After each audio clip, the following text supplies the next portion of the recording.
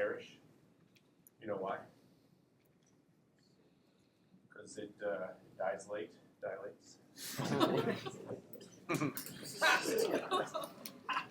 Keep going. And as eyeball jokes go, the cornea the better.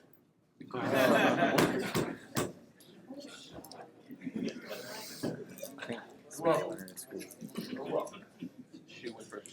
all right.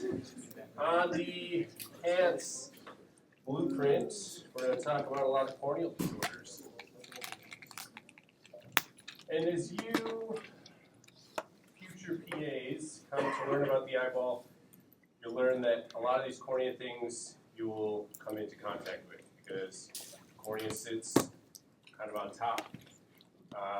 And that's really where we want you guys to focus a lot of your attention, the external things.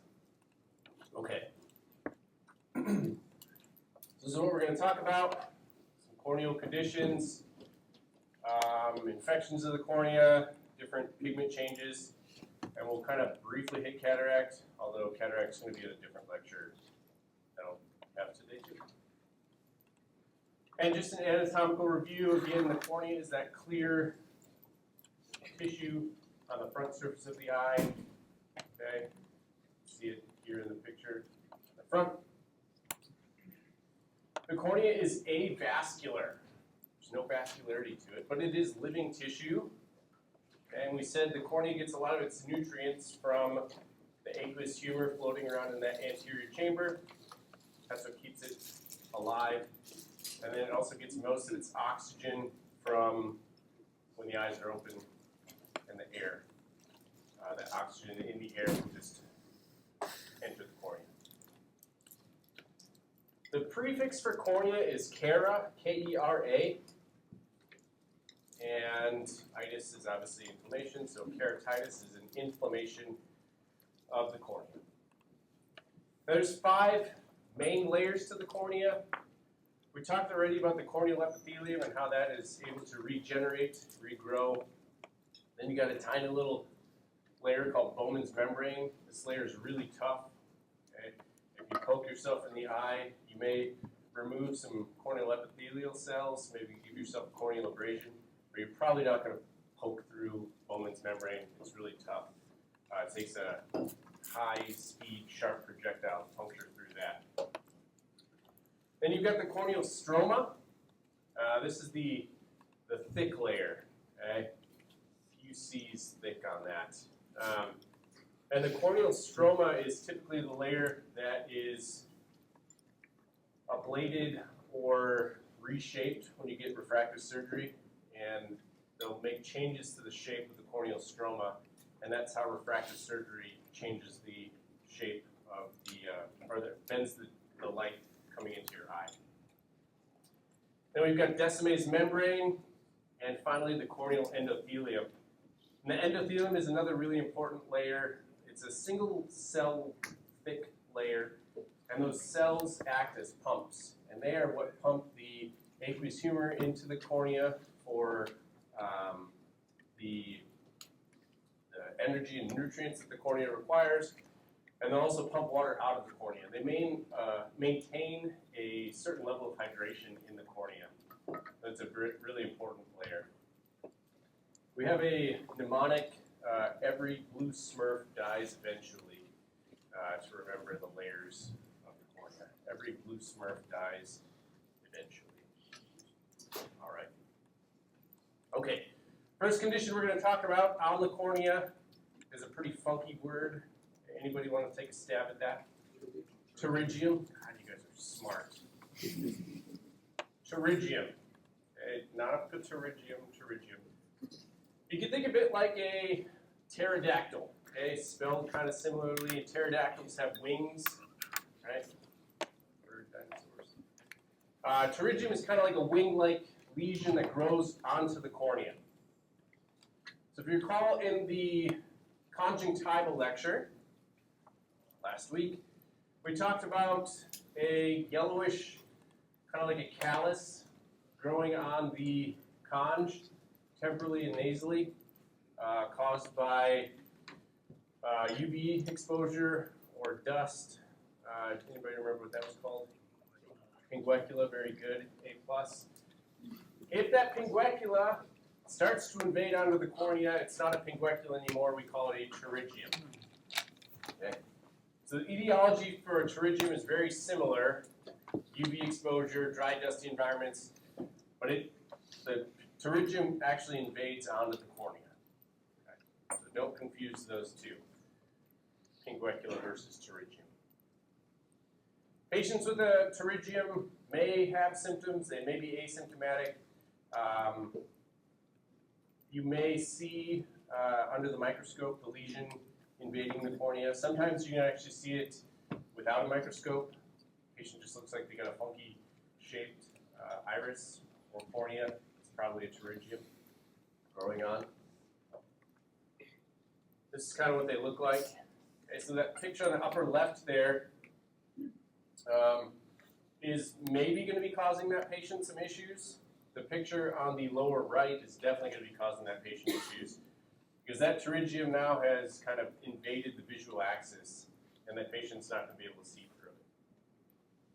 So how do we treat these? A lot of times we won't. We'll just use artificial tears if it's not involving the patient's vision. But once it starts to become what we call visually significant, that's where we're going to refer these patients to ophthalmology, where the ophthalmologist will peel that pterygium off and hope for the best. Oftentimes, though, these pterygiums do grow back the same way that they did. So just because you get it removed doesn't mean you're in the clear. It may grow back.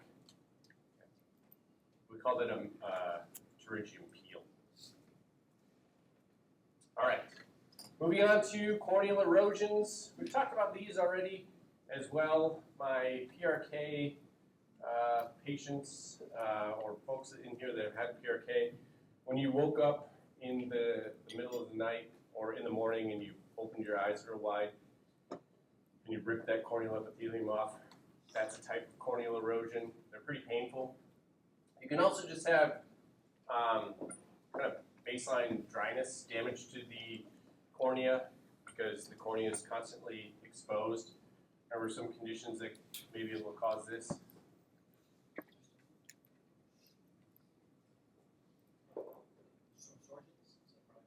Sjogren's? Yep, potentially could cause that. Anything else? IPEP student, yep, definitely. Potentially refractive surgeries. This specific staining pattern, you can see it's kind of inferior there. That to me looks like the patient's not able to close their eye completely. So that cornea is going to be exposed with probably due to leg ophthalmos, potentially exophthalmos. You're just not able to close the eye all the way. You can see the sodium fluorescein staining at the bottom there. Next, we'll talk about corneal ulcers. Ulcers are really painful. Okay, really, really painful. This is an infection typically in the cornea.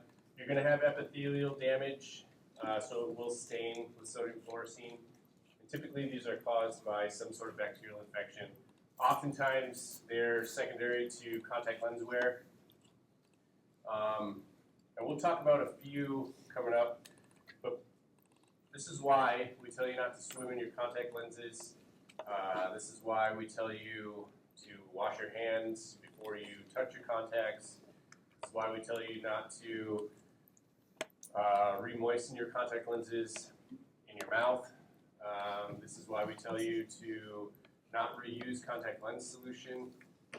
All of the common sense things that apparently aren't that common with patients. We're trying to prevent corneal ulcers. Because if you get a corneal ulcer right over the visual axis, you're going to have visual, probably blindness. Not necessarily blackout blindness, but you're going to be looking through a frosted shower glass because that scar is right over the visual axis. So we want to prevent that because they are preventable. But they are definitely painful. These white dots are what the corneal ulcers look like. So that picture in the lower right, where that patient probably should have been taken out of contact lenses if they're a contact lens wearer. I'll see, Colonel Tran, when we have you guys over in the lab and we're looking at your eyes under the microscope, we'll be able to tell if you're a contact lens abuser or not, because you'll have a bunch of scars on your cornea. I've seen several of those patients in the past. It's always fun, because they don't tell me they wear contacts. And I ask them, "You wore contacts, huh? You probably didn't like to be compliant with your contact lenses either." "How did you know?" "We have a ton of scars on your cornea, that's how." Okay, when a patient has these, their eye's probably going to be a little bit red, they'll be in pain. It is moderate to severe pain because the epithelium is not where it's supposed to be. It's gone. And they'll be tearing, potentially some discharge, not a lot, okay? You will probably see that focal white opacity on the cornea, and it's going to stain with the sodium fluorescein. Yep? Sir, if you had PRK or LASIK, are you still able to tell that scars from wearing contacts? So, great question. If the laser is able to remove an ulcer, like if it was sort of on the anterior portion of the stroma, the ulcer was, and the laser blasts through it, then the scar's going to be gone. If it was deeper, then it'll still remain after the fact. That's a great question, though. All right, herpes. Okay, good time. You recall I had a patient that was really concerned about having herpes in his eye. Remember, 2 types of simplex, type 1, type 2. Okay. This is type 1, like a cold sore. Herpes presents with a very unique staining pattern on the cornea, and you can see it in the picture right there. We call that a dendrite. Okay? If I see a dendrite on the cornea, it's probably going to look like that. I've seen them, and that's literally what they look like. They're these stringy things with these little end bulbs on them. That is what a dendrite looks like. You don't necessarily need stain to see this, but the stain definitely makes them pop. I had a patient when I was, again, in optometry school in the contact lens clinic, coming in for a routine contact lens follow-up, and I checked his vision, because we always check visual acuities, and had him take his contacts out, and I was scanning over his cornea, and I hadn't put any stain in yet, and I was like, oh, that's weird. I've seen that in my book somewhere, not for contact lenses, and I did the 4th year Rolodex thing. I was like, I think that might be a dendrite. And then we stained it, and sure enough, it was a dendrite. And again, he wasn't coming in for a herpes eval. He was coming in for a routine contact lens follow-up, but just happened to have a flare-up of his herpes on his eye. And we had to cancel the contact lens follow-up and treat the dendrite, the lesion. More dendrites here. You can kind of see that picture on the left. You can see the dendritic lesion there, but as soon as we put stain in, it looks like the picture on the right there. And they highlight quite a bit better. Some more dendrites. Again, this is kind of, that's what they look like. If you see that, it's herpes. Not his. All right, so how do we treat herpes simplex keratitis? We want to be really aggressive with that. Okay? If you guys see this in your clinic, hunt. Okay? Hunt it. Probably not to me. You could punt it to me. I could treat this. But if you're going to refer the patient somewhere, punt off the cornea doc. I don't enjoy messing around with the patient's cornea. Mostly because if I do something wrong, they're going to have a corneal scar, and then they're going to have potential visual issues for the rest of their life. And I don't want that on my resume. So I'll punt it to the people that get paid a heck of a lot more money than I do that just deal with the cornea. And that would be your corneal ophthalmologists. We do just use antivirals. It says topical or oral. I rarely prescribe. Matter of fact, I've never prescribed a topical antiviral. I just do oral antivirals. Topicals are a little not nice to use. They sting a lot when you put them in, and they're not as effective as an oral can be. You have to take topicals quite a few times a day as well, and the oral medications are obviously less than that. And they work great, and they're very easy on the whole body itself. So I just prescribe oral antivirals. This is a picture of what can happen if you don't treat this right away. You can get a corneal scar. We call that disciform keratitis or disciform keratopathy. Not great. All right, moving on. Bacterial keratitis. So herpes would be viral keratitis. Bacterial keratitis is now a bacterial infection on the cornea. Okay. You could kind of think of it like bacterial conjunctivitis, except this probably isn't going to have that mucopurulent discharge like bacterial conjunctivitis has. The same bacteria, though, are going to be potential causes of bacterial keratitis: staph, strep, pseudomonas, etc. And a lot of these people with bacterial keratitis are potentially going to develop a corneal ulcer, and that would be where the history of contact lens wear comes in.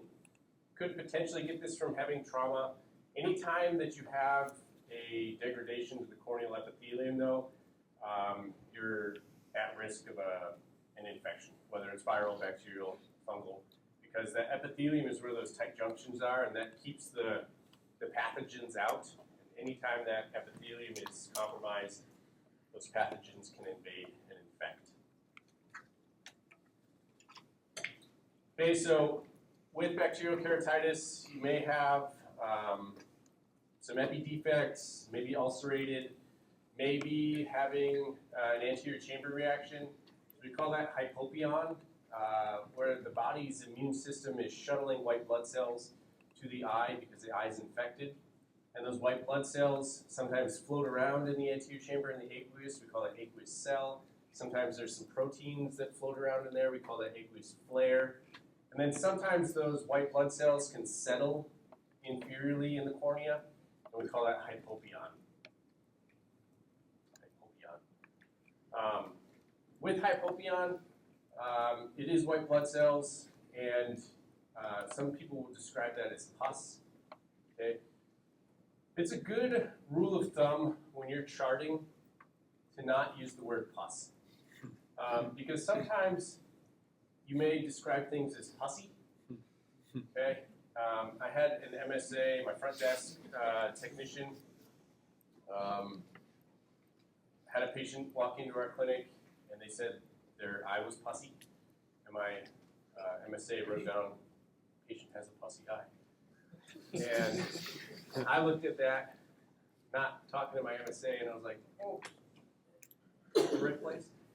And they were. I had to go figure out what she was trying to say.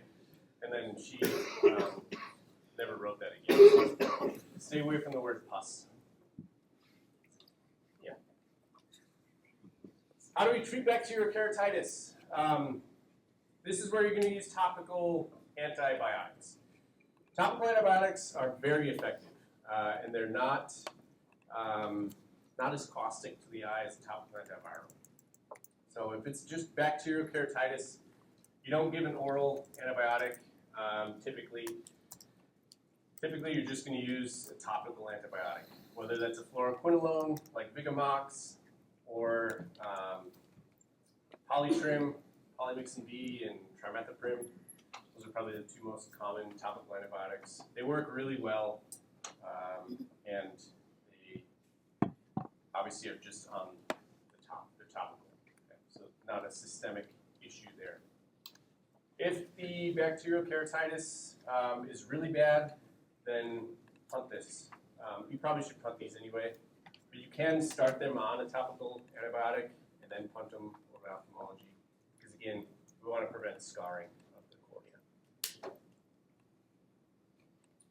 Okay, this is kind of what bacterial keratitis looks like. It's going to stain. That eye looks pretty angry. Looks like on that cornea in the, that upper left picture, we've got some blood vessels encroaching on the cornea. We call that neovascularization. The cornea, again, is supposed to be avascular, so when we've got blood vessels encroaching in, that's not a good sign. And the picture on the bottom right is what acanthamoeba looks like.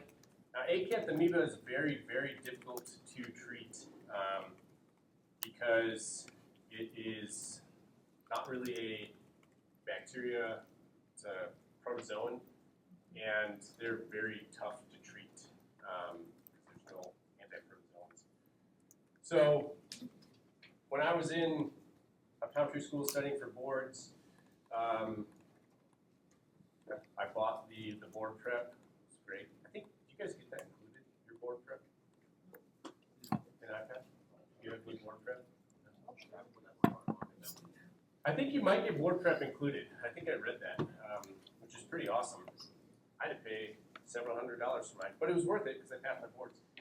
Anyway, the instructor kept saying, and I'll never forget it, acanthamoeba, I can't believe you went swimming in your contacts. If you go swimming in your contacts, acanthamoeba typically lives in ponds, not necessarily like in a chlorinated pool. You probably still don't want to swim in your contacts in a chlorinated pool.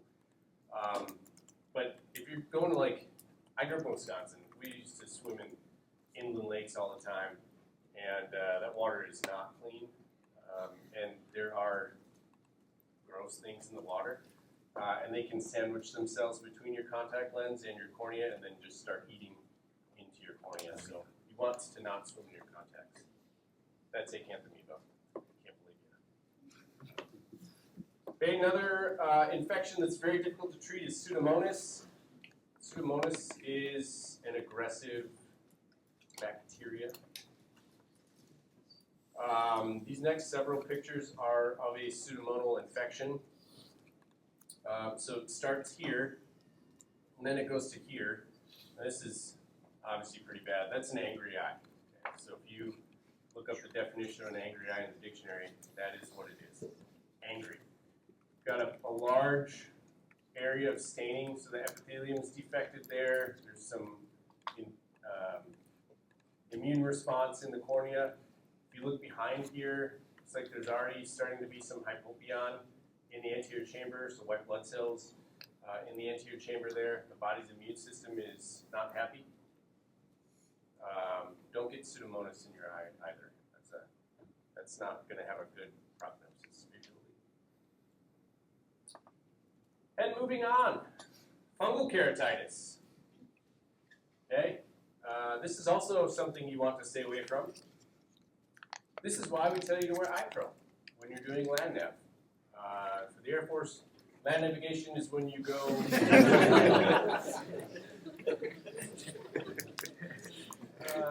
guys. So, if you get your eye scratched by some sort of vegetative matter, there can be a fungus on that vegetative matter, and it could potentially be fungal keratitis. So, what do we do to treat fungal keratitis? What do you think? What's your first line of treatment for fungal keratitis? Yeah, you would think an antifungal. It's not. It's actually an antibiotic. I'll tell you that in just a second. But don't let that trick you up for future purposes. All right. If you do get a scratch and you have a fungal infection, there probably will be an epi defect, and the opacity on the cornea has like these feathery margins to it. Okay, so bacterial infection will be sort of pronounced margins where the defect is, and fungal lesions have these feathery margins to them. Similar signs and symptoms though, because there's an active infection going on in the eye. Okay? Anytime you have an infection in the eye, there's going to be pain, there's going to be redness, light sensitivity, probably a little bit of discharge too. Okay, so again, we initially treat this as bacterial because bacterial infections can cause more damage quickly than fungal infections can. So the first line of defense, really regardless, unless you see dendrites on the cornea, if there's other corneal issues going on, you're putting a topical antibiotic on it. Okay. And then when you see them back for your follow-up the next day, If it's not better or if it's worse after you've already started the antibiotic, then we're going to administer antifungals. And typically that requires culturing and some advanced techniques. And anytime there's advanced techniques, punt. Punt.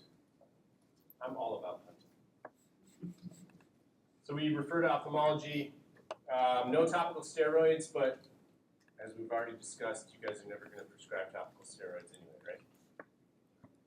I told you that, didn't I? Yeah. No topical steroids. Okay, this is fungal keratitis. This is why I punt this, because it's really hard to treat. This is the initial visit. A few days later, okay, this is at week 1. That's not good. That cornea looks pretty terrible there. So the patient had to get a corneal transplant. Okay? All good now. Cornea transplant, they're on antifungals, the patient should be good to go. Well, they're not. It recurred. It's a bad eye. Okay. So they had another infection. No bueno. Wear your eye pro when you're doing land nav. Or just don't land nav. Yeah, just join the Air Force and don't land nav. Yeah, that's probably the better option. Air conditioning is nice. All right, sometimes the cornea can become pigmented. Oftentimes this is not an issue. Some medications can cause the corneal pigment changes though. Specifically amiodarone and potentially chloroquine and hydroxychloroquine or plaquenil. I have seen whorl keratopathy. I'll show you that in the next slide. That is caused by amiodarone. It's pretty cool to see under the microscope. This is what it looks like. It's just like little whorls in the cornea. They're not visually significant. Doesn't really cause the patient any issues. It's just indicative that the body is responding to the amiodarone that the patient's on. So in this case, I saw the patient with whorl keratopathy and then just let the PCM know, or PCP, that they had whorl keratopathy. It wasn't that bad, so if you had to continue on the amiodarone, fine. Or if there's another drug that you could potentially use, maybe swap it out. Once they're not taking the medication anymore, then typically the pigmentation will go away.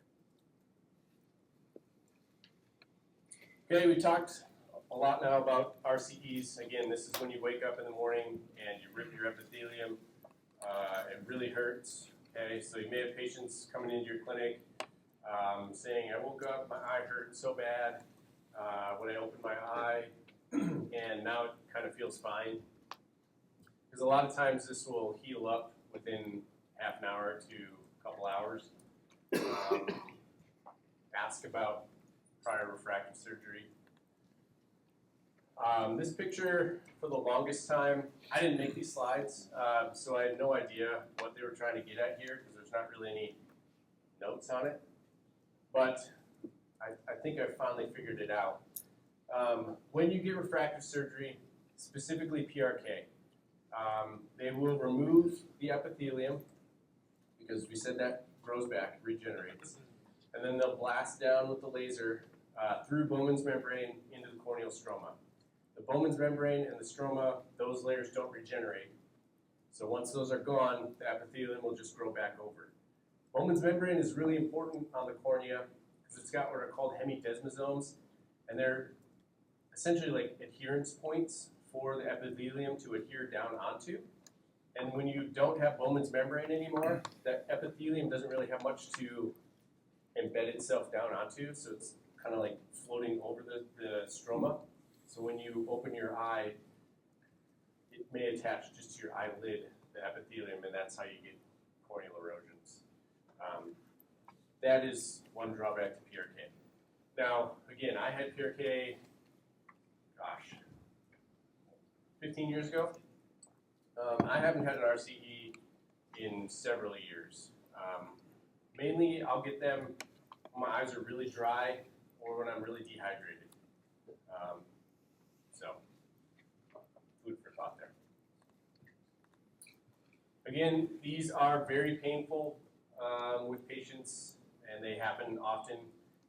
A lot of times, the best way for the patients to self-manage these is just relearning how to open your eyes after you get refractive surgery. So instead of waking up and hearing your alarm clock and going, oh, I'm awake, you don't do that. You hear your alarm clock, and you be like, okay, don't open my eyes. And you sort of move your eyes around a little bit, kind of gently loosen the epithelium from the eyelid itself, and then gently open your eyes, get a few blinks going, get some tear film back on that eye, and you're good to go after that. That was the best way that I found to treat my RCEs. They really do hurt though. This is a gnarly one. It's not stained here, but you can still appreciate, like, there's a pretty large epithelial defect right there. That is an angry eye. How can we tell it's angry? Because it's really red. Eye should not be that injected. That's an angry eye. All right, moving right along. Boy, we're cruising. Keratoconus.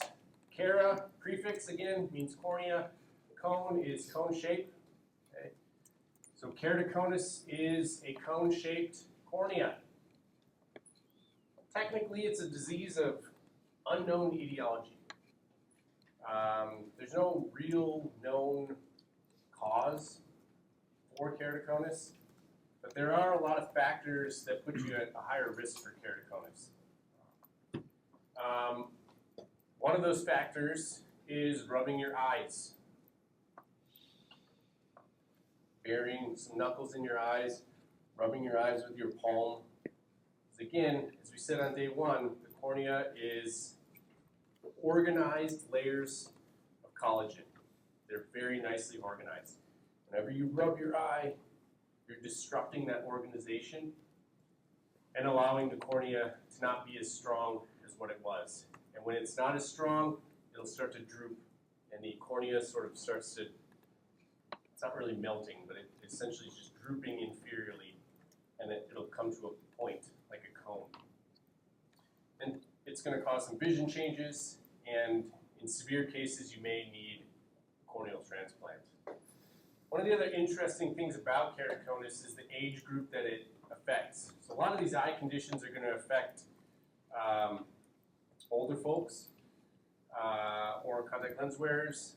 Keratoconus kind of affects late teens to mid-20s patients. So kind of interesting about that. So a lot of people in the military can be at risk for keratoconus. It's kind of the right age for keratoconus. So we're on quite the lookout for that. One of the signs of keratoconus, severe keratoconus, is called Munson's sign. If you recall that picture of my patient with the subconch heme, where the eyelid was bulging out, it's kind of the same thing. There's obviously no subconch heme here. It's just a really steep cone on the cornea, causing that lower lid to bulge out. You can see it on this patient right here as well, and that one. Anytime that lower lid, when the patient's looking down, when it bulges out, that's called Munson's sign, after Munson.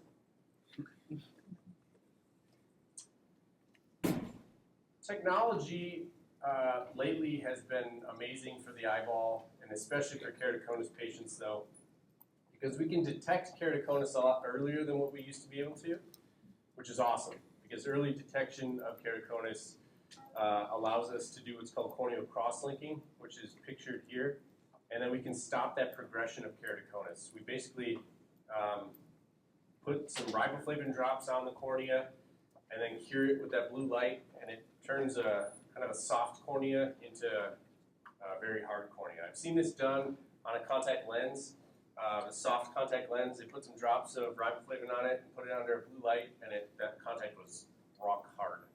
Crazy. Really cool. So corneal cross-linking is kind of the procedure of choice now for keratoconus. We try to do it as early as possible. Okay. And now we've got arcus. Arcus senilis, senile. Typically this is in older folks, okay? And this happens quite often.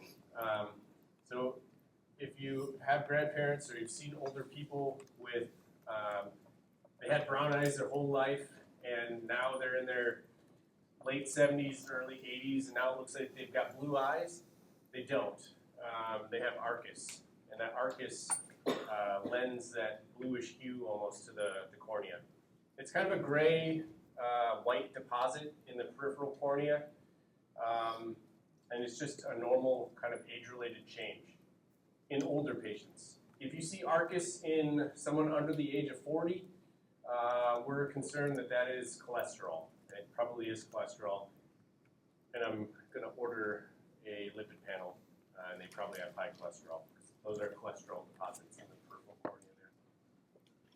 They don't really affect the vision though because it's a peripheral issue, and if it's younger patients, we'll just get their cholesterol managed. Older patients have a lot more to worry about typically. This is another picture of Arcus here. Okay, I'm going to talk more about cataracts in the lens lecture. So if you want to watch a cataract surgery demo, there's a video on YouTube. Cataract surgery is really cool.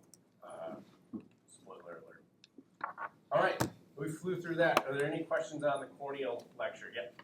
Where do corneal transplants come from? I think I assume, but is it so common that they're very popular to receive them? Mm-hmm. And do they make biological ones? No. So it's called a button, and if you're an organ donor and you die, your cornea will be harvested out. So they just take like a little button punch, and then they store a ton of them just for later use. Not necessarily. Typically, they want to. Yeah, typically they're going to be fresh. I don't know. Can you crop preserve them? You know, I think typically they're fresh. Yeah. Since there's no blood supply, does that mean there's no matching or tightening involved? Yeah, you can pretty much, if you have a cornea and you need a corneal transplant, you can get a button. Yeah. A 16-year-old kid gets it from an 8-year-old. Yeah.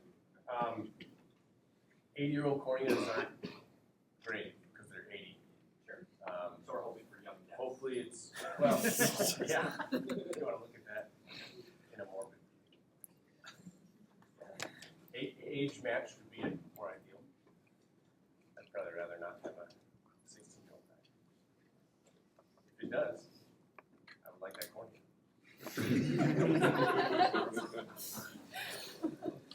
All right, next lecture, scleritis and uveitis.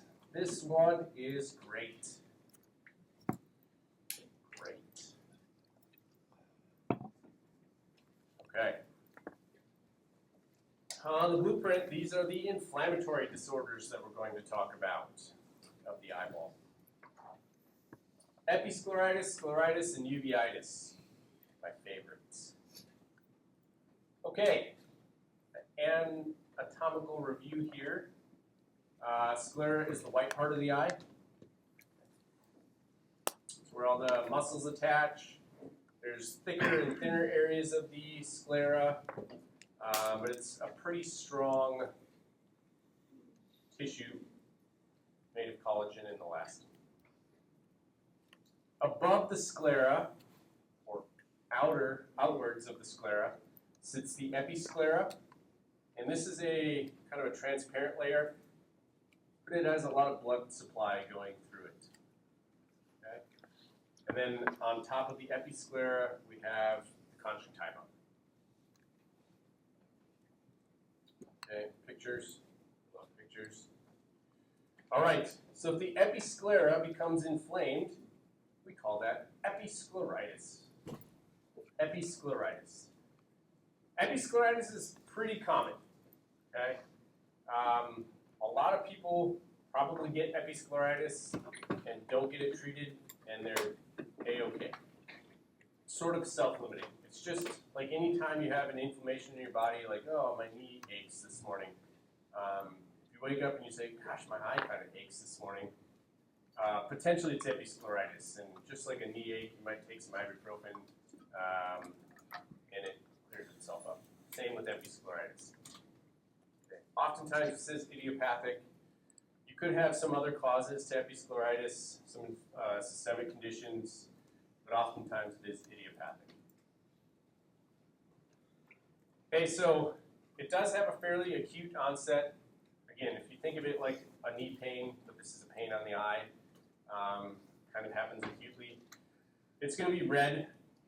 Anytime you have eye pain, you're going to have some redness and injection. You can see the episcleritis here.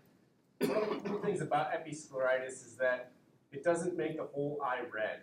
Okay? Typically, the episcleritis is just going to be localized into one area of focal redness. Another cool thing about episcleritis, or ways that we can differentiate episcleritis from other conditions, is that there's no discharge. Okay? There's no real tearing, there's no mucus discharge, anything like that. So it's different than conjunctivitis, right? Visual acuity is typically unaffected, and again, it happens sectorally. One area of the eye is going to be red. Okay.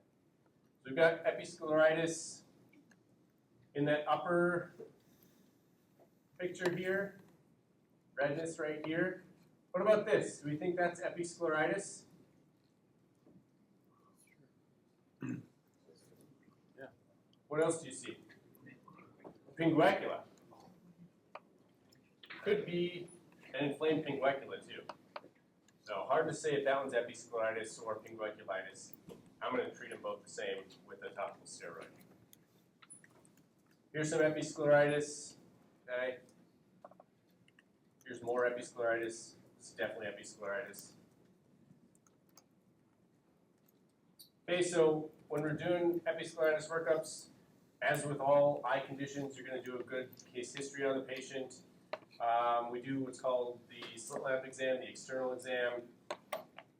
And one of the things that we do to differentiate episcleritis from other conditions is we'll put a little drop of phenylephrine, 2.5% in the eye. Typically, phenylephrine 2.5% is the drop that we use when we're dilating patients. We use it in conjunction with another drop that really amplifies the dilation. Phenylephrine on its own isn't going to dilate your eyes, at least the 2.5% isn't going to.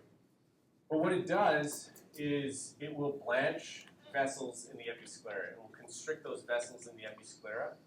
And if you put phenylephrine 2.5% in, it's going to take that red area, or that area of redness, and that redness is going to disappear or minimize itself. And that's how we can tell, yeah, this is episcleritis. It blanched when we instilled phenyl 2.5. Okay, so how do we treat it? Once we've confirmed it is episcleritis, if it's mild, we're going to use cold compresses potentially, and artificial tears, maybe ibuprofen if it's painful. If it is painful, though, we're probably not going to call it mild. We'll probably call it moderate to severe. If it is moderate to severe, you can start them on ibuprofen and then hunt, so we can start in optometry or ophthalmology the patient on topical steroids. All right, we've got some case studies in here. These are fun. 32-year-old female reports to your clinic complaining of severe pain in her left eye, progressively worsened over several days. States she is initially taking over-the-counter ibuprofen with good results, but now it's not working. Similar episodes before, this is the first time she sought medical care. History positive for lupus 5 years ago. I don't like taking medications. I don't see a doctor regularly. Sound typical. Severe sectional erythema in a patient's left eye. I don't know why we don't just say sectional redness. Why do we have to say erythema? Number one, that word's really hard to say. Number two, 50% of medical professionals don't know what that actually means. No discharge. All right. What are you guys going to do? Yeah, probably. That's a good call. If you had no eye care professionals around, what would you do? Call one. Another very good idea. Let's say the phone lines are down. Is that a runner? How would you differentiate? How could you tell that this is potentially episcleritis? Email one. Let's say you've got phenylephrine 2.5%. Put a drop in. What's going to happen? Okay, here's what happened. Nothing. So it's not episcleritis. Now they've got scleritis, which is harder to treat.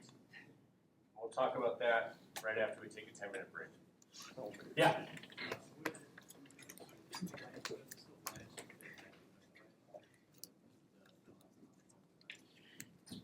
On conjunctivitis?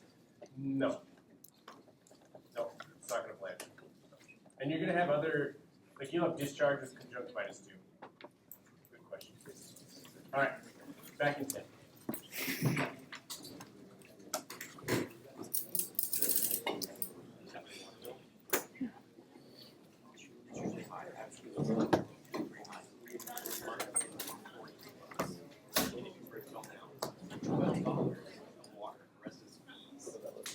I thought it, like, just that part with the bucket of your backpack is like a rucksack.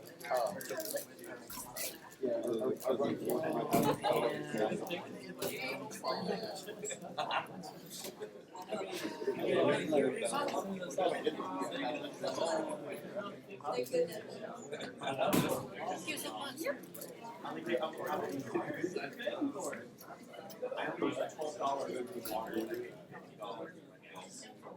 Fees, transaction fees,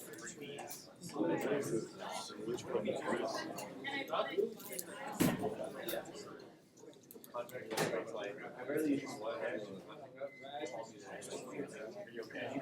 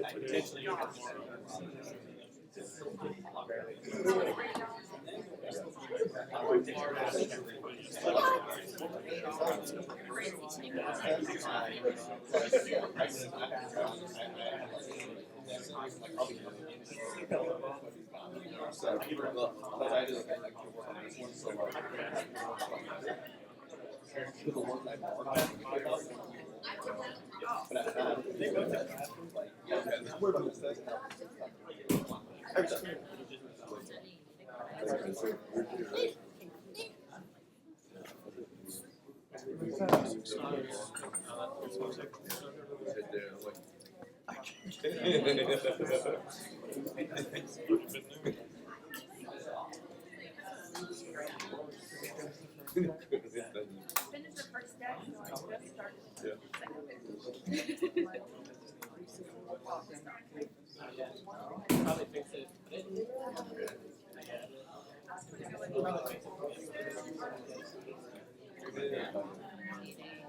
Are you just waiting, like, to see Dude, my wife was telling me. even more fixing, you know? He doesn't divide, yeah, but he doesn't divide them into.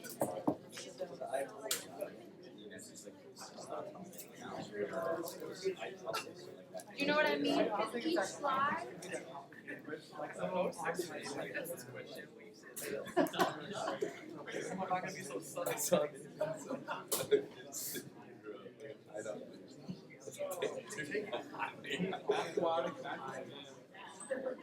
But those are all.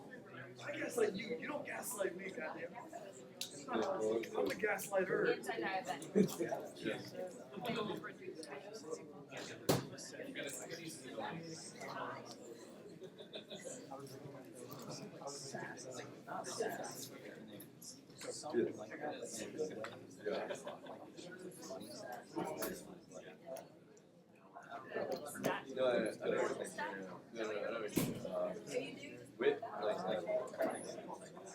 Witties?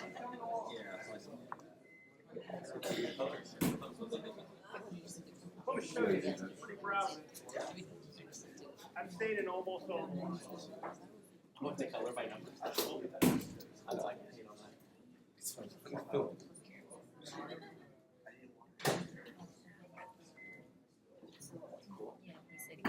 you use your pen to do it?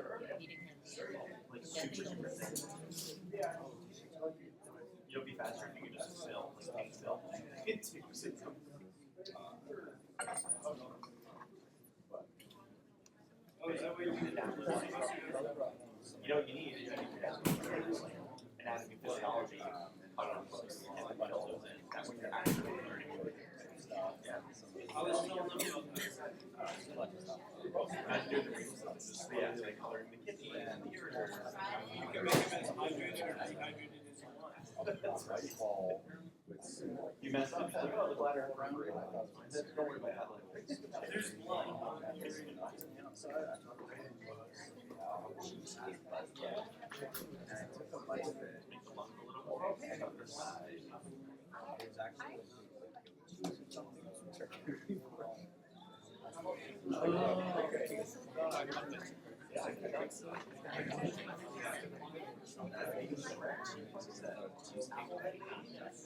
What do you expect?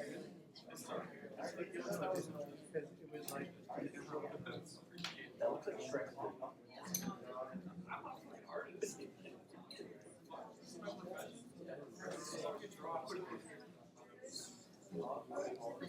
Oh. I have to hold my book at home.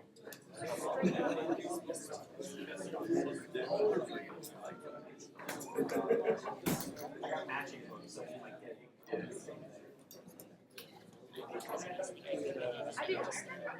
Your wife was saying that he's like, I saw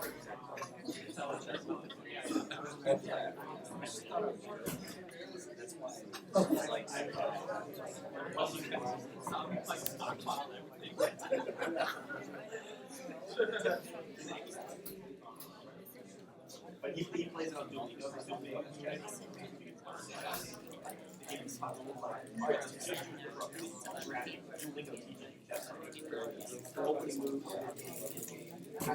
Maybe there was practice games. Like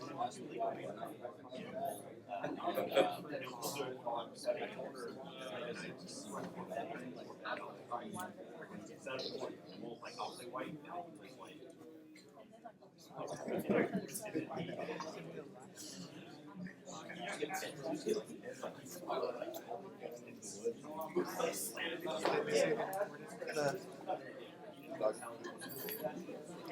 Nothing gonna get off the slides.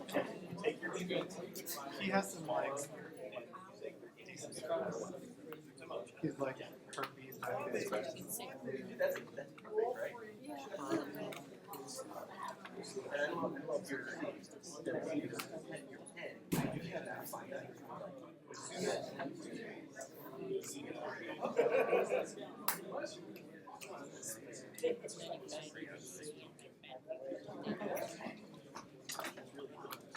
I have an iPad. I should have bought an iPad. I bought it. Up there. Doesn't matter what you think about it. What's the only tablet at that time?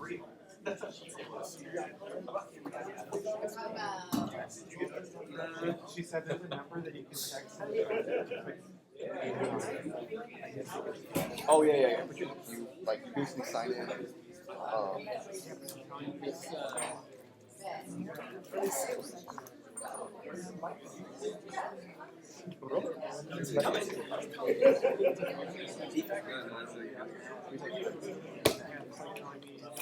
So I got it. You have to go to.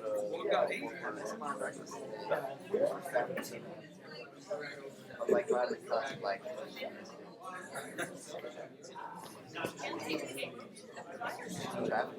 They all you have to do is put in. All you have to do is put in like DoD pharmacy for a specific area. So like if you put DoD pharmacy,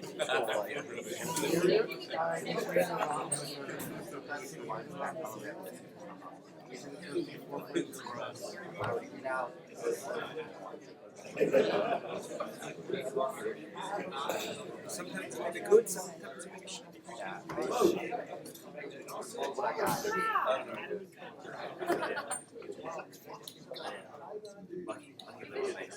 Except when I have to drop Can't throw.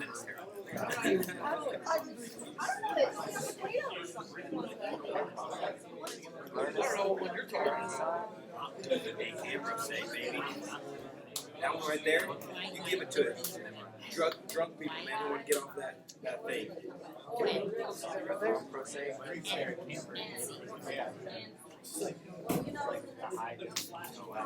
See, that's the stuff I don't get. I understand I can associate it okay with drinking, but then it's gonna be something like that that gets me. Is it how it goes? No, we're alcohol. Look at the box. Look at the box. Box. They'll tell you how many you take.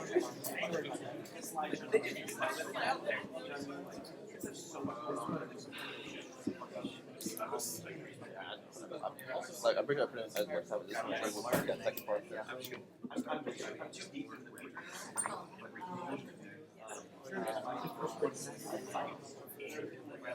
Where are you trying to put that?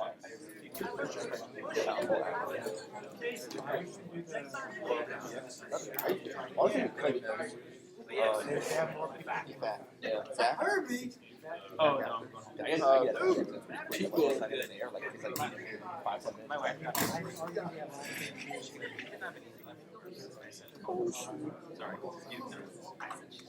Well, where do you put that different ads? So, like, in the sense I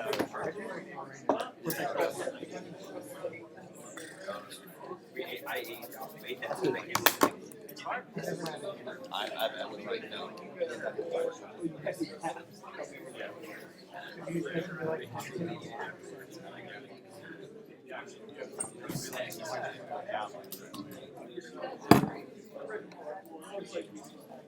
Like, no, it's if you gotta make you can wipe my ass.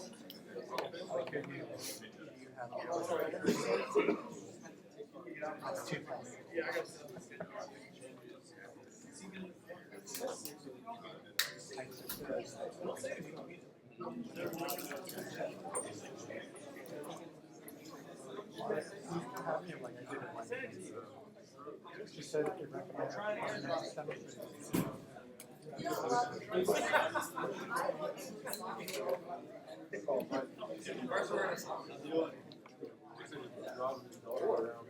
Oh.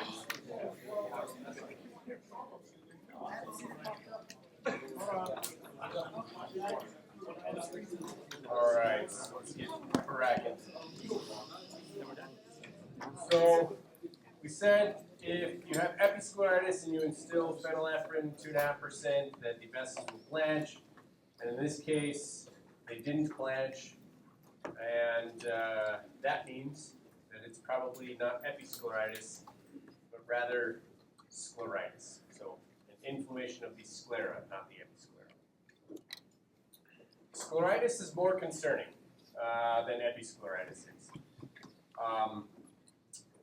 Remember, episcleritis is mostly idiopathic. This is like 50-50 idiopathic, and now we're talking much more about systemic issues, systemic inflammatory issues causing this inflammation of the sclera. Could potentially have an infection causing this as well.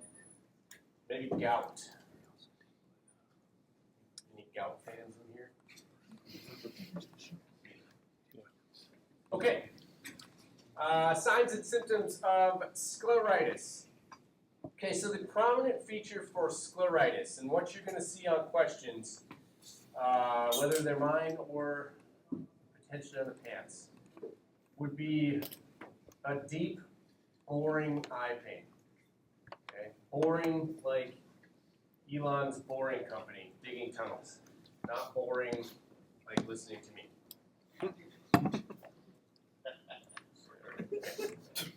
So it's like a deep, it's like it's drilling into your eye. It's quite painful.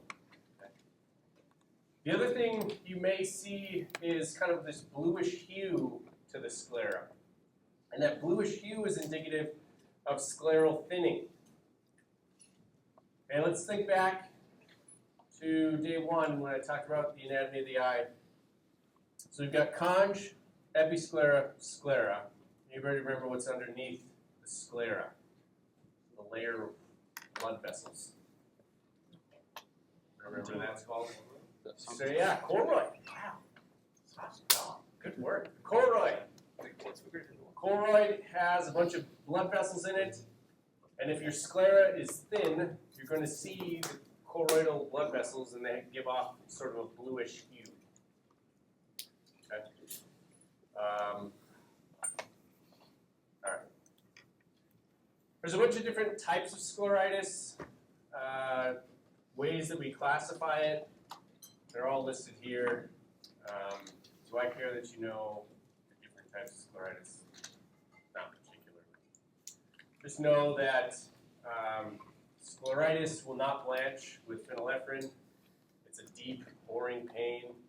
And if a patient does have scleritis, there's probably a systemic issue that may need testing to find out what it is.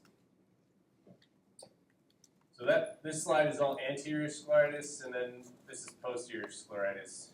So you can have scleritis all over the eyeball, causing lots of eye issues. This is a picture of what that bluish hue looks like, okay? Meaning the sclera is thin. That's not a normal looking eye. More blue, even more blue here. And no blue, well, a little bit of blue here. But this is just a real red eye. Is this patient going to have any discharge? Nope. Nope. They will have a severe, deep, boring pain though. And those blood vessels will not blanch with phenylephrine. Okay, this is a nodule in a patient's sclera, and that patient has nodular scleritis. Here's an image of posterior scleritis. Okay, you can see that in this eye here. It's all inflamed behind the eye, posterior behind the eye. Posterior sclera is inflamed there. If you didn't know it, the arrow will definitely show you where it is. Okay, what do we do for these patients? Well, again, we're going to instill phenylephrine and hope the vessels blanch, because I'd rather deal with episcleritis than actual scleritis. If they don't blanch, we can do another slit lamp exam, and when we show you the slit lamp, I'll show you we get a bunch of different filters on the lamp. We can shine regular light on there, we can shine blue light on there, we can shine green light on there, and the green light will highlight avascular areas. And then we'll do a fundus exam as well, where we dilate the patient and check inside of the eye. Okay, for y'all as PAs, if we send you a patient with scleritis, you're going to do a complete physical exam, skin, joints, respiratory, cardiovascular systems, and then you're going to order a boatload of labs to try and figure out what is causing this scleritis. And what am I going to do if I have a scleritis patient? Punt them to ophthalmology. Same thing that you're going to do as well. Okay, ophthalmology is going to figure out what type of scleritis this patient has, and then prescribe medications accordingly. Potentially an NSAID, maybe systemic steroids, or some immunosuppressive therapy once we figure out what's actually causing the scleritis itself.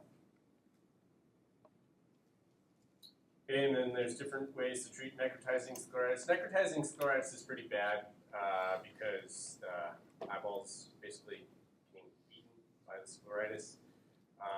And if you can't treat it, then worst case, they need to remove that eyeball. So that's not fun. Hard to see if you do that.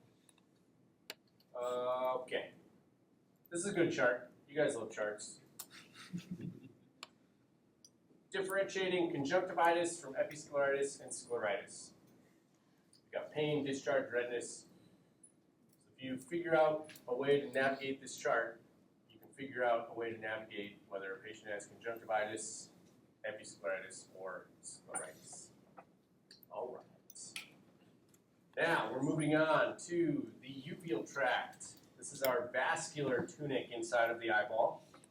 So any tissue inside of the eye that has vascularization or blood vessels, we're thinking the iris, the ciliary body, and the choroid. Those are all the blood vessel areas inside of the eye. All of those can become inflamed. Any one of those inflamed is going to be called uveitis.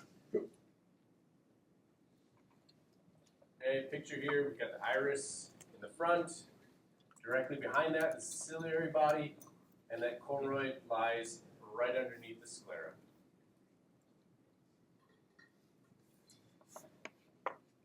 We have different types of uveitis. They're all, again, pretty self-explanatory. Anterior is in the front of the eye, intermediate and posterior. Typically, we don't say intermediate uveitis. uveitis, we just call it anterior uveitis or posterior uveitis. And a lot of times you just call it uveitis. It's easy. Okay, got another case history here. I'll let you read that on your own time. These case history or these case studies are very similar to the vignettes that you're going to see, and then you might see a picture on your test as well to aid in your diagnosis. This patient clearly has anterior uveitis. Just kidding, it probably wasn't that clear because I haven't taught you about that yet. But this patient has anterior uveitis. Spoiler alert. Okay, anterior uveitis, again, structures inside of the front of the eye would be the iris and the ciliary body. If the iris is inflamed, we call it iritis. If the ciliary body is inflamed, we don't call it ciliitis, we call it cyclitis. Cyclitis. If the iris and the ciliary body are inflamed, we call it iridocyclitis. There are a lot of systemic issues that can cause uveitis, okay? Just like with scleritis, some inflammatory condition causing this probably. Could be an infection, right? Trauma can also cause uveitis. You can have traumatic iritis, get punched in the eye. These patients are going to be in pain, okay? But the pain is going to feel a little bit different. The pain is going to feel like it's inside of the eyeball. And they're going to be light sensitive as well, especially if the iris is inflamed. Why do we think that might be? Let me tell you. If you go to the gym and you haven't been to the gym in a long time, and you do some bicep curls, and you wake up the next morning and you try to move your bicep, like, oh yeah, I did some bicep curls yesterday. I can feel a little bit of pain when I move my bicep. Okay? Your bicep is inflamed.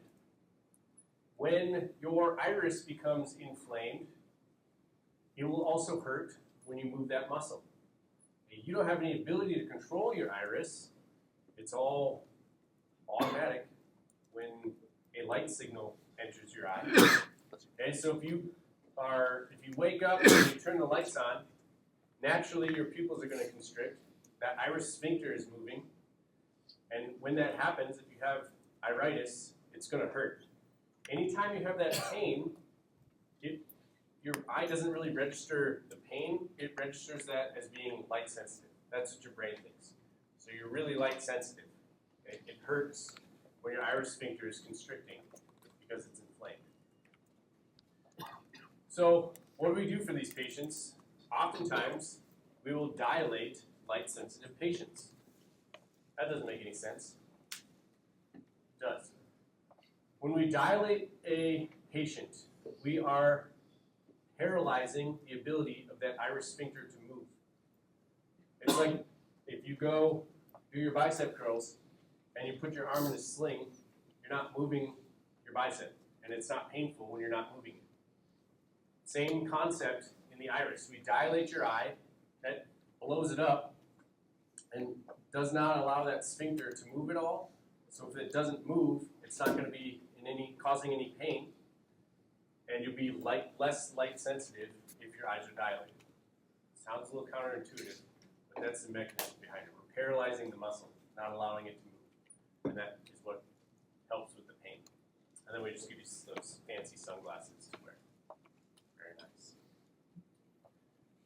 So they're light sensitive. They're going to have some redness. A lot of times that redness is going to be, we call it circumlimbal, right around the limbus. So on the white part of the eye, the sclera, there'll be some injection there, but it's right around the limbus. And again, the limbus is where the cornea and the sclera come to meet. You might also have what are called chorotic precipitates, KPs.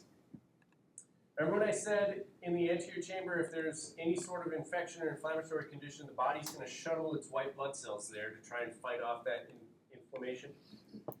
Well, these white blood cells, again, I said, can either float around in the aqueous, we call that aqueous cell, may have some protein particles floating around in there, we call that flare, or those white blood cells can fall via gravity to the bottom, just come settling on the bottom, we call that hypopyon. Sometimes those white blood cells can clump together and they will stick themselves to the corneal endothelium. We call that keratic precipitates. Again, kera is the prefix for cornea, so there's something precipitating on the cornea. Keratic precipitates, those are those white blood cells. Sometimes we call them mutton fat keratic precipitates. It's just a fun thing. Apparently it looks like mutton fat. I've never seen that in person, but if I do, I'll know what it looks like because I've seen mutton fat keratic precipitates. All right, cells, flare, hypopyon. You may have an irregularly shaped pupil as well. Sometimes when your iris is inflamed, it gets sticky, okay? What sits right behind the iris? The lens, very good. Gosh, you guys are smart. No failures on my test. You guys are doing great. The iris can become sticky and it can stick itself to the lens. Okay? When it sticks itself to the lens, we call that synechiae, specifically posterior synechiae. The thing that's behind the iris is the lens, posterior. Okay? Those sticky areas can cause the pupil to become irregularly shaped because, again, when the iris moves, it likes to move all as one unit. If one part of that unit is stuck, the rest of the iris is going to move, and you're going to have almost like a teardrop style pupil because the other part's stuck. Okay, this is the ciliary flush, also called circumlimbal injection, the redness right around the limbus. This is that picture of those keratic precipitates. You can see them inferiorly on the cornea here. Okay, these are white blood cells that are clumped together and stuck to the corneal endothelium. More KPs. Potentially you may have some Queppy nodules. Potentially. Okay, you kind of see in this picture, this is the lens. The iris is sort of stuck to it. Okay? We call that a posterior synechiae.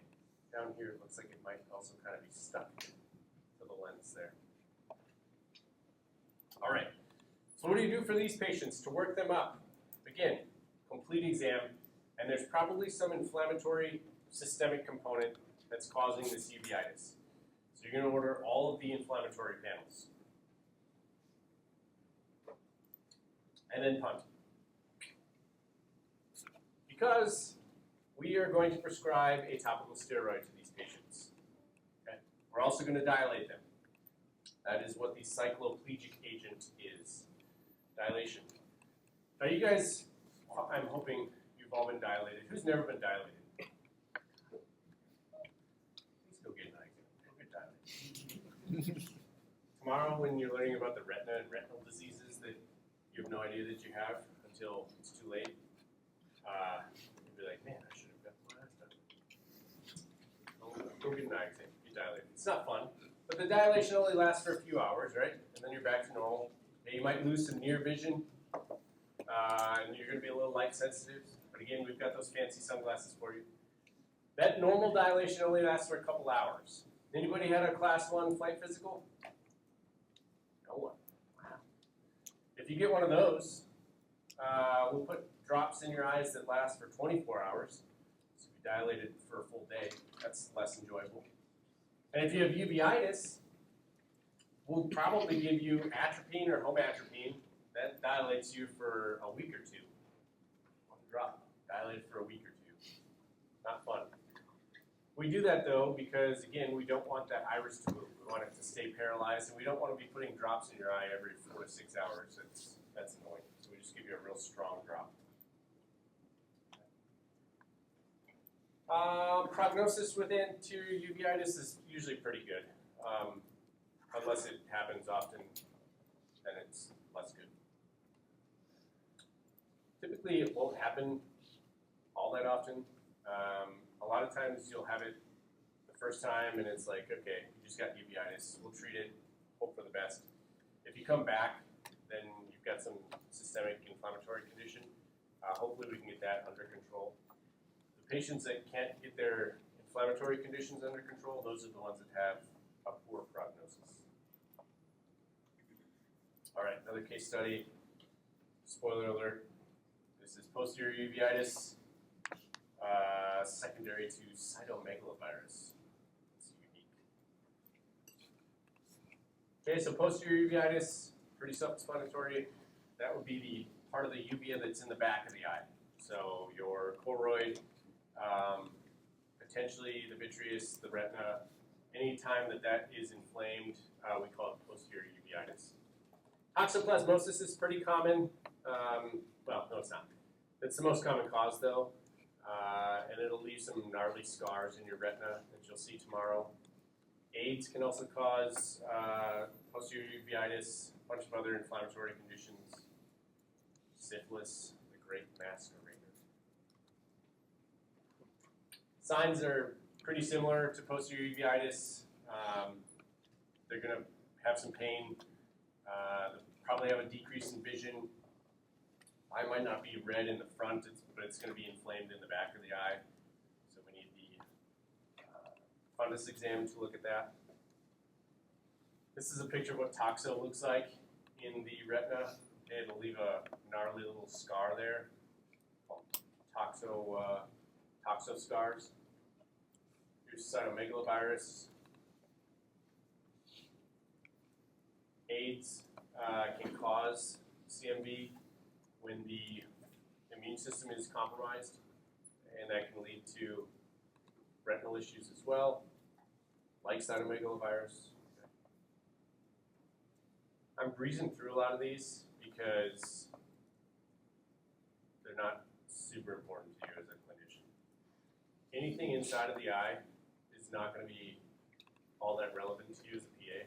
You're probably not going to be doing a lot of fundus exams unless you're downrange operationally, where you may need to use a DO. And things that are concerning there would be vision-threatening things. Okay, so if a patient deploys with AIDS, like somebody messed up somewhere, right? Probably shouldn't be deployed if you have AIDS. A lot of these inflammatory conditions are going to be in people that are non-deployable anyway, stateside stuff. And then you're just going to send those patients to probably ophthalmology, retina. So that's why I'm breezing through these slides. Take care that you know how to treat cytomegalovirus, because that's not really an eye condition. I don't really know how to treat cytomegalovirus, if I'm being honest. I'm going to punt. Posterior uveitis, though, the treatment, first bullet point there, ophthalmologist referral. Punt. It's the same thing I'm going to do as well. Punt, punt, punt. It's not normal. I have the ability to tell that that's not normal. Bam. Punt. All right. Any questions on uveitis? Okay. Good. Anterior uveitis is something that you guys may deal with. Probably are going to want to recognize that. Basically, anything in the front of the eye, I want you guys to be pretty familiar with. Either in how to treat it or where to refer those patients to. Anything in the back of the eye, I am much less concerned about that. Okay. All right. Last one, lens and vitreous disorders. Hey, this is going to be a good lecture just for your overall knowledge of the eyeball, specifically when it comes to the cataracts, also known as cataracts. Okay. I've already said death, taxes, and cataracts. If you live long enough, you will get a cataract. And we're going to talk about those today so that you can educate your family members when they have eye conditions or eye questions. Okay, we're going to talk about cataracts and vitreous issues, flashes, floaters. Okay, again, a brief review of the lens. Remember, we had that M&M analogy, candy outer shell. I stole this from Colonel Tran. There you go. Candy outer shell is the capsule, and you get the chocolate cortex and the peanut nucleus, 3 layers to your lens. Each of those layers can develop an opacity. Anytime you have an opacity of the crystalline lens, we call that a cataract. Capsule's a thin membrane, the cortex is thicker, and the nucleus, again, is the center of the lens. All right, so how do we get a cataract?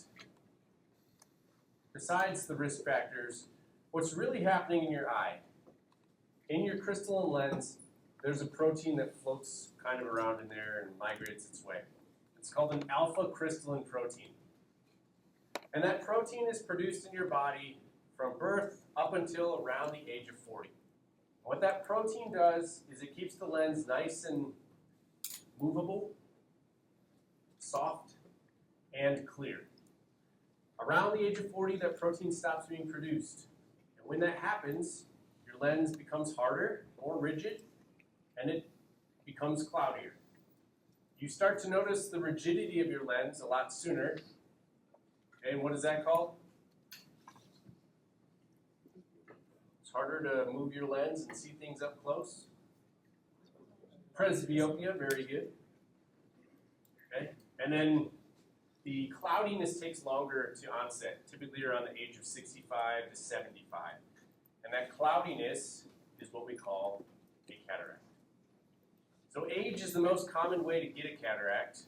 You can also have systemic conditions like the beatus that cause cataracts faster.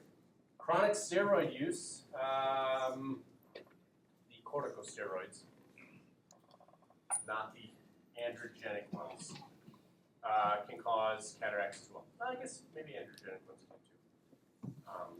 Steroids, just remember that. There are other inflammatory conditions that can cause cataracts also, and trauma can also cause a cataract. The most common cataract is the age-related one. This is the nuclear sclerotic cataract. So that nucleus, the center part of the lens, the peanut, can develop a discoloration. Okay, this one is going to be probably the most typical cataract, and it's going to cause a gradual degradation of your vision, a gradual blur. So gradual that you don't really appreciate it because it's happening so slowly. Until you get the cataract out and get a new lens in, and you're like, holy smokes, I can see colors again. An interesting note about nuclear cataracts is that they kind of swell the lens and they actually make you a little bit more nearsighted. And when you're older, you like to read things up close, I guess, typically. And you can actually read things a little better up close. Your distance vision gets quite a bit worse, but your near vision can get a little bit better as you get a nuclear sclerotic cataract. Okay, these are very mature cataracts. Again, these are probably not from people in America. It's typically in America, because Medicare covers cataract surgery, we don't have cataracts that are this mature. These are also very hard to operate on because the cataract is very, it's almost so hard that it becomes brittle. It's hard to remove that lens. Cataract surgeons would much rather operate on this cataract than these cataracts here. Okay, the capsule can develop a cataract called a posterior subcapsular cataract. And this type of cataract is often due to the steroid use. Okay, so corticosteroids. And you'll see the age happens earlier, so less than 50. So this isn't really related to the alpha crystalline. This is more something happened where you're taking something that is affecting the lens, and specifically the capsule. This cataract will also happen quite a bit faster, and these visual changes are a little bit more noticeable. You may have some glare, but typically that posterior subcapsular cataract will happen right in the visual axis, and it blurs that vision up quite a bit in that eye. And then you can have cortical cataracts. Okay? You can think of this kind of like a bicycle wheel with all the spokes on it.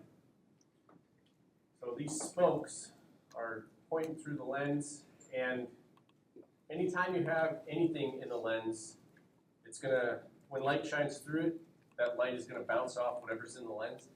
So if it's bouncing off all of these spokes, that's gonna cause a boatload of visual distortion for these patients. And glare is typically the most common complaint with cortical cataracts. And they happen at night because your pupil naturally dilates at night. And while these cortical spokes occur, they start from the periphery and move their way in. So as your pupil dilates, you may be fine during the day, but when the light comes at night, especially oncoming headlights, you've got some issues. So when you're measuring a patient for cataracts, or when you have a patient come into your clinic complaining of things like glare or blurry vision, and they're 65 to 75, think cataracts. That should be pretty close to the top of your differentials. You want to ask them things about like glare or blur at night, because while Medicare, I said, covers cataracts, you need to meet a certain visual threshold of bad vision in order to qualify for the surgery. So it's typically best corrected vision at 20/40 or worse.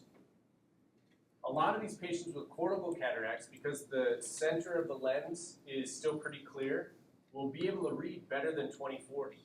But they can't drive at night because anytime headlights come at them, especially new headlights, it causes them to be essentially blind.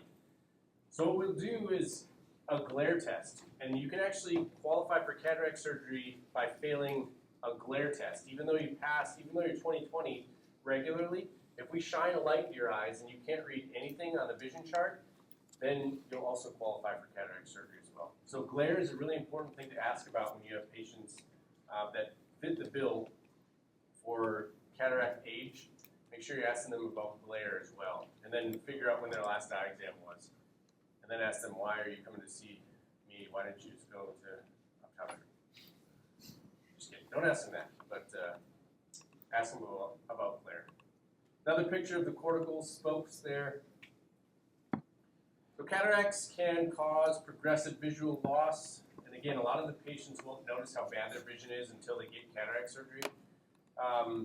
You can have some patients, like my dad, who, your typical crotchety white dude that hates going to the doctor for anything.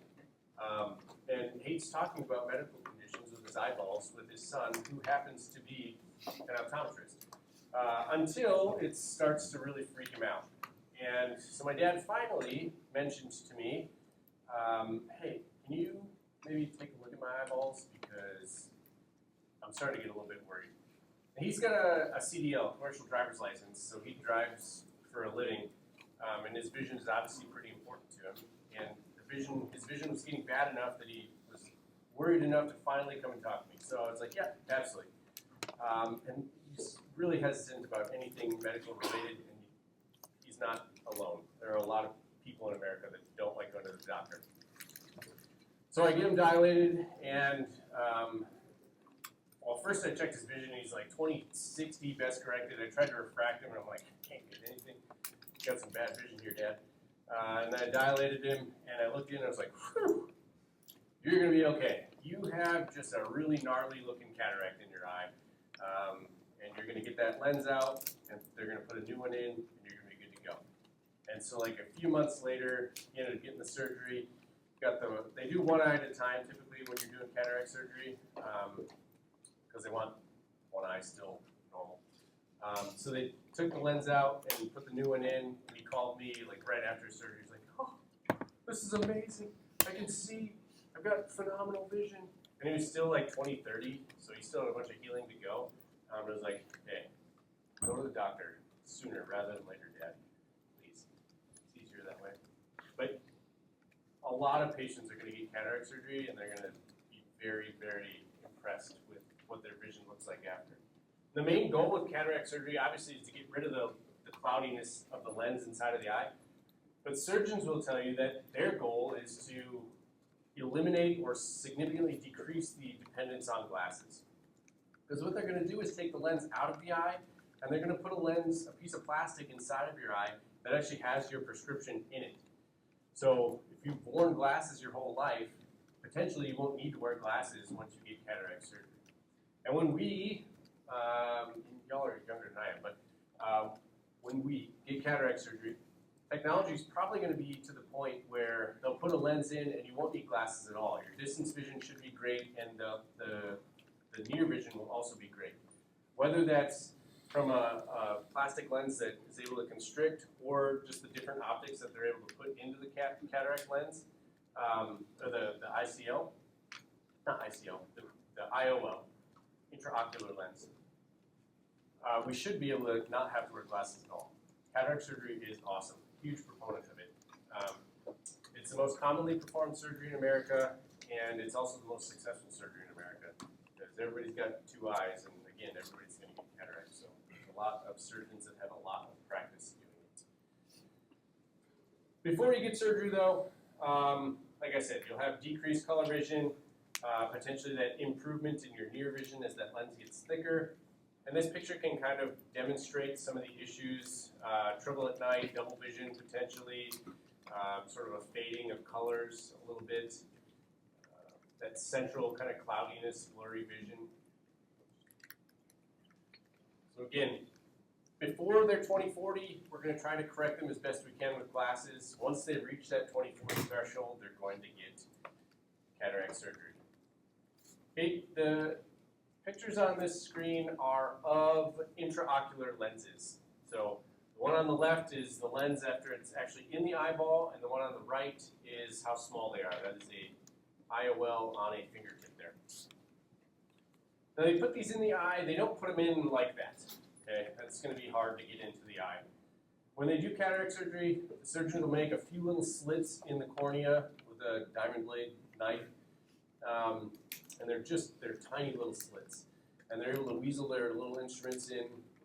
They'll take an ultrasound probe typically, and they'll kind of cut the lens into quadrants and blast it up with the ultrasound, and then they'll suck it out through that little slit. And then they'll take, it's kind of like a little, almost like a pencil with a screw on the end. And this IOL here is going to get folded up into almost like a taco shape, and they'll put that little instrument in there, and they'll screw the end of it out, and it plops that IOL in, and once it's inside of the eye, then it'll unfold, and it'll get to its proper shape. And the surgeons will kind of adjust it around a little bit, make sure it's nice and secure. On the IOLs, they have these little arms, okay? Because the lens typically is held in place by the zonule fibers on the ciliary body, but once you take that all out, it's not going to attach to this piece of plastic. So they have to embed these little haptic arms within the ciliary body, and that kind of locks the lens in for justice. Okay. This is just talking about prior to cataract surgery. There are some risk factors, but again, it's the most successful surgery in America. Here are the steps on picture. Okay. And again, if you want to watch that demo, there's a YouTube video. It's pretty cool. I like eye surgery videos. Some people get squeamish on them. I enjoy it. I guess that's why I'm an eye doctor. Future treatments for cataracts. Probably not. Here's the bluff for you. There's yet to be anything that is able to reproduce that alpha crystalline. There are a lot of homeopathic medications out there that are cataract medications. They're not. Okay, Similasan. I don't know if you've got any Similasan fans in here. I'm not a fan of that. I don't think it works at all. There's some drop that's Russian. I probably wouldn't take that either. So the bottom line is that surgery is probably what you're going to have for cataract treatment for many, many years to come. Okay, congenital cataracts, we already talked about this. If you get a little baby with a congenital cataract, we have to remove that. Because if we don't, what can they potentially develop? Amblyopia, very good. And we want to prevent that as much as possible. So the surgeons will remove that lens that has the cataract in it, and the patient will get a contact lens probably until they're 15, 16 and able to get that lens put in the eye. You guys, when you're doing your pediatric exams, and you're shining a light into the patient's eye, you have to be mindful of what's called leukocoria, or white pupil. If a patient has a white pupil, they potentially have a cataract, they potentially have cancer in the eye, or they're potentially have a great difference between their prescriptions in both eyes. So when you're looking for that red reflex, if one of those reflexes is white, punt. Okay, got to figure out what's wrong with it. Leukocoria, white pupil in an infant. Urgent medical condition for treating these patients. Okay, again, we just talked about it. We need to prevent that deprivation and amblyopia. So punt to ophthalmology so they can get cataract surgery. Sometimes you can have a lens position anomaly. You can either have a sublux lens or a dislocated lens. Typically these happen after trauma. They can also happen if you have like a connective tissue disorder where your connective tissues just don't work quite as well, and that lens can just become displaced. Okay, so if it's just slightly decentered, we call it subluxation. If it's completely out of the chamber, then it's called a dislocation. I think I may have pictures of that. It's not super important that you differentiate between a subluxation or dislocation. Just know that they're going to cause visual issues. Okay. Trauma, again, can cause a lens position anomaly. Connective tissue disorders like Marfan syndrome can cause lens position anomalies. Decreased vision, definitely. Your lens refracts quite a bit of light in your eye. Not as much as the cornea, but still quite a bit. So anytime that lens is moved out of the way, any of my glasses wearers, if you take your glasses and you put them up, like so you're just looking through the bottom portion of your lens, your vision's probably not going to be very good. You have a decrease in vision or a change in vision. You may also have monocular diplopia. And one of the things that's important when you have patients saying that they have diplopia or double vision, you got to figure out whether it's true double vision, binocular diplopia, or if it's just single eye monocular diplopia. And so the question I'll say to patients that complain of double vision is, if you close one eye, does the double vision go away? And if the answer is yes, then it's a binocular double vision, meaning one eye is looking in a different spot than the other eye is. So they're seeing two images, close one eye, now I only see one image. Okay? If not, if the patient says, no, I still have double vision when I close an eye, okay, now something's wrong within the eye. Now you've got two sources of light entering the retina in one eye, and we have to figure out what's causing that. So it could be that they've got a lens position anomaly, and the lens is like sitting halfway between the pupil, right? So the edge of the lens is like right smack dab in the pupil. That lens is going to refract light, and then the area where the lens isn't is also going to refract light. It's just not going to have as much. So they're going to have two sets of light rays entering the back of the eye. Okay? So that would be monocular diplopia. You can also have that if you've got like multiple pupils. Okay? If you've got two pupils, you'll have two sets of light rays entering your eye. If you have severe astigmatism, sometimes that can cause monocular diplopia as well. So again, if you have a patient with complaining of double vision, have them close an eye. If that double vision goes away, it's binocular double vision. If not, monocular double vision. Either way, punt to optometry or ophthalmology. Okay. Here is a picture of a lens subluxation. If you squint, you can kind of see where those arrows are pointing. These are the zonule fibers that connect the lens itself to the ciliary body. This is a pretty obvious complete lens dislocation because the lens is now, instead of behind the iris, it's in front of it in the anterior chamber. Okay. This is almost assuredly from trauma. That patient's going to have some funky vision. Hope you can appreciate that. Okay, same thing, working up these patients. You're looking for any connective tissue disorders potentially. If they've got monocular double vision, slit lamp exam to figure out where the lens is displaced. And treatment is, again, done by an ophthalmologist. They're probably going to have to do cataract surgery on these patients, or a clear lens extraction, which is essentially cataract surgery before you have a cataract. If you hear that term, clear lens extraction, that is taking the lens out of the eye before there's a cataract. All right. Let's see. Okay, important to talk about flashes and floaters here in the last 10 or so minutes. So flashes and floaters, really common. Really common. Typically normal. I need you to know when they're not normal, okay?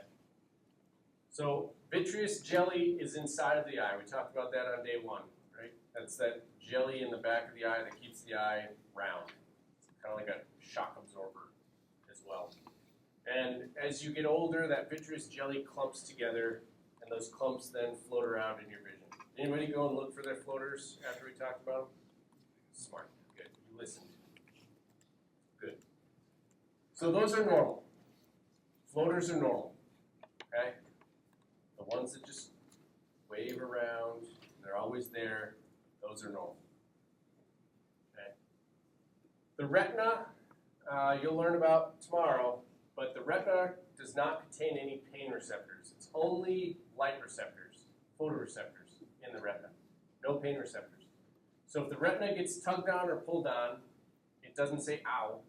Instead, those photoreceptors become excited and it sends off a flash of light. Flash, flash, flash. Okay? So if you have flashes of light, typically that's not normal. Okay? So if you've got white flashes of light going on in your peripheral vision, that's not normal.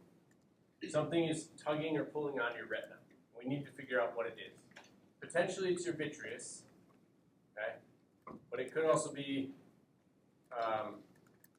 something else that you learn about tomorrow, a retinal detachment. All right. Flashes suggest traction of the vitreous on the peripheral retina. Just talked about that. If you have flashes of light in your peripheral vision, and you got a bunch of new floaters, like someone's shaking salt and pepper over your vision, you may have a retinal tear. If you have a retinal tear, you're at a much higher risk for a retinal detachment. We want to not get a retinal detachment. If your retina detaches, you can't see. We don't want that to happen. If you have migraines and you get like a zigzag lightning bolt pattern in your peripheral retina, or like a kaleidoscope pattern in your vision, that's not flashes of light. Okay, that is the aura that precedes a migraine. Some patients will confuse flashes of light with migraine symptoms, migraine auras. Migraine auras really come in a few types, and it's pretty crazy that they come in these types because nobody really knows what causes a migraine. But it's lightning bolts in your, like a lightning bolt in your peripheral vision. Who had, yeah. So, was your wife? Wife was able to draw a visual pattern.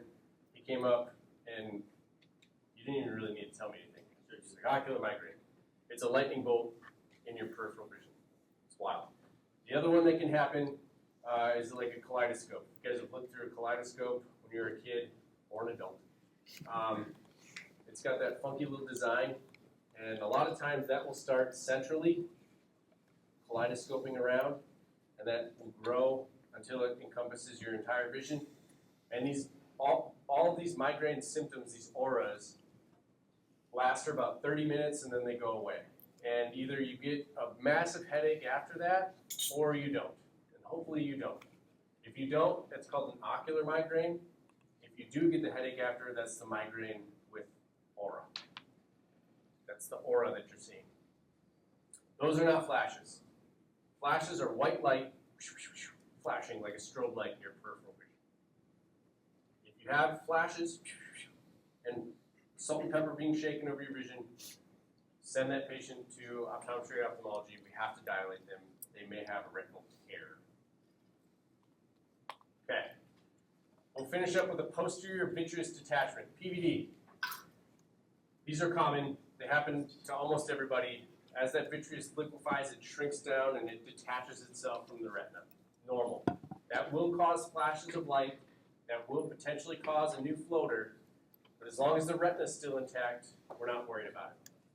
However, if a patient calls or is in your clinic complaining of new flashes and new floaters, send them to optometry or ophthalmology. We have to dilate them to make sure they didn't tear anything in their retina. A vitreous detachment is not a retinal detachment. The retina is still intact. The vitreous has just detached itself from the retina. That's normal. Okay. And we talked about floaters already. Those are also normal. Unless it's like salt and pepper being shaken over your vision. A picture of floaters in the vitreous here.